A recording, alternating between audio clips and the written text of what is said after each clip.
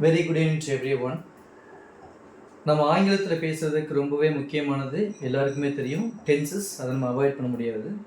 முக்கியமாக டென்சஸ் எப்போ நம்ம பயன்படுத்தணும் அப்படின்ற ஒரு புரிதல் அதை விட ரொம்பவே அவசியமானது. So that is what we are learning in the previous slides and videos. So இப்போ நம்ம we are moving to the next tense, that is future continuous tense. இந்த டென்ஸோட ஃபார்மேஷன் எப்படி இருக்கும் அப்படின்னா, சப்ஜெக்ட் இருக்கும், ஃபாலோடு பை 2 ஆக்சிலரி வெர்ப் இருக்கும், அதாவது will and shall. So usually for the third person singular he she it நாம் என்ன செய்யறோம் அப்படின்னா நம்ம ஷால் பயன்படுத்துகிறோம். அதே மாதிரி வில் பயன்படுத்தக்கூடாது அப்படின்னா, இப்போ நம்ம first person singular and second person singular and third person singular and plural இதெல்லாம் நம்ம வரும் பொழுது நம்ம பொதுவாகவே நம்ம வில்லு தான் பயன்படுத்துவோம். But even at certain cases நம்ம ஃபர்ஸ்ட் பர்சன் சிங்குலருக்கு நம்ம என்ன பண்ணலாம் அப்படின்னா, even we can use shall. அதாவது அது எதுக்கு பயன்படும் அப்படின்னா, ரிக்வெஸ்டிங் ஸ்டேட்மெண்ட்ஸ் நம்ம வரும்பொழுது நம்ம என்ன செய்யலாம் அப்படின்னா ஐ ஷால் அப்படின்னு கூட சொல்லலாம். There is nothing wrong. But there is a situation only for the requesting statement. Just imagine that you are playing volleyball. நம்ம ஒரு வாலிபால் விளையாடுறோம் அப்படின்னா, ஸோ உங்களுடைய டேர்ன் வருது.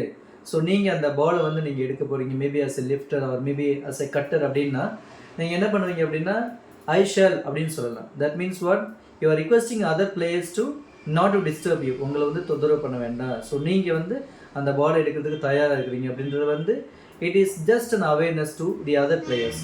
ஸோ அந்த மாதிரி சுச்சுவேஷன்ஸ் நம்ம வரும்பொழுது we can simply use shall. So அதுக்கப்புறமா என்ன அப்படின்னா, followed by B and verb first form. அதாவது as we know we have 3 forms of verb. நம்ம first form of the verb இங்கே யூஸ் பண்ணுறோம். Only then we can add ing along with the verb and followed by the object. So இதுதான் simple future டென்ஸோட formation of the statements. So இதுக்கடுத்து நம்ம என்ன தெரியும் அப்படின்னா, முக்கியமாக எந்த நேரத்தில் இந்த டென்ஸை பயன்படுத்தணும் அதுதான் ரொம்பவே முக்கியமானது. So we have almost 4 rules and regulations. We have more than 6, but almost it is one of the most important rules and regulations. So இதை நம்ம தெரிஞ்சாலே mostly we can avoid the grammatical mistakes. So first என்ன அப்படின்னா, interrupted actions. Interrupted actions அப்படின்னா example பாருங்க. When you come tomorrow they will be playing chess. When you come tomorrow they will be playing chess. So நீங்க வரும்பொழுது அவங்க என்ன செஞ்சிட்டு இருப்பாங்க அப்படின்னா விளையாடி கொண்டிருப்பார்கள். இதான்.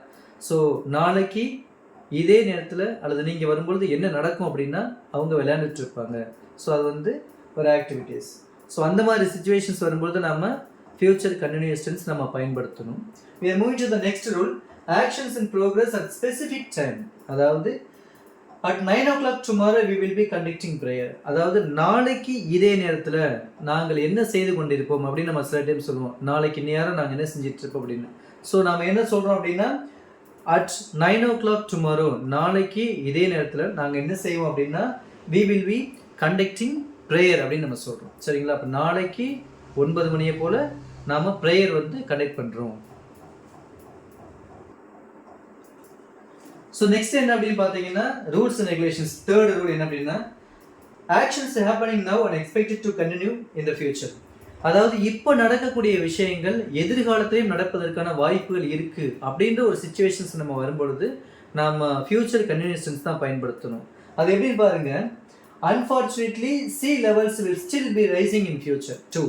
அதாவது இப்போவே நம்ம கடல் மட்டம் ஒவ்வொரு நாளும் நமக்கு கூடிக்கிட்டே தான் இருக்குது. ஸோ டேஞ்சரஸ் ஜோனில் நிறைய இடங்கள் இருக்குது. அதாவது சென்னை, அதே மாதிரி டோக்கியோ, இதெல்லாம் டேஞ்சரஸ் ஜோனில் இருக்குது. ஏன் அப்படின்னா நம்முடைய sea level ரைஸ் ஆக ஆக fortunately the people those who are living nearby the seashore, அதாவது அந்த கடற்கரைக்கு பக்கத்தில் இருக்கக்கூடிய மக்களுக்கெல்லாம் நிச்சயமாக எதிர்காலத்தில் பாதிப்புகள் இருக்கும். ஸோ அது என்ன நடக்குது அப்படின்னா, இன்னைக்கு பனி மலைகள் உருகிட்டு இருக்கிறதுனால sea levels இன்க்ரீஸ் ஆகிட்டு இருக்கு. ஸோ இதே நிலைமை தான் ஃபியூச்சரில் இருக்கும். ஏன் அப்படின்னா, because of the global warming. அதாவது நம்மளுடைய சுற்றுப்புறத்தில் ஏற்படக்கூடிய மாற்றங்கள், அதே மாதிரி நம்மளுடைய வெப்பச்சலனம், இதெல்லாம் காரணமாக இருக்குது. அப்போ அண்டார்டிகா அப்படின்ற ஒரு தேசத்தில் நமக்கு நிறைய பனிப்பாறைகள் உருகிட்டே இருக்குது. ஸோ அதனால் sea levels are getting increased day by day.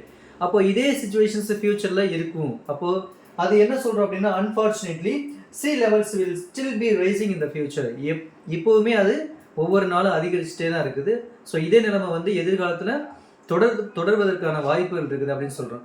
So இந்த மாதிரி ஒரு சுச்சுவேஷன்ஸ் நம்ம வரும்போது நம்ம கண்டிப்பாக என்ன செய்யணும் அப்படின்னா, நம்ம ஃபியூச்சர் கண்டினியூஸ் டென்ஸ் தான் நம்ம பயன்படுத்தணும்.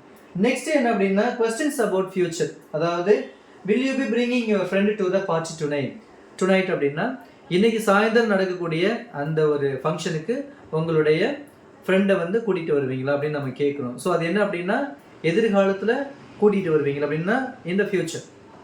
So questions about future.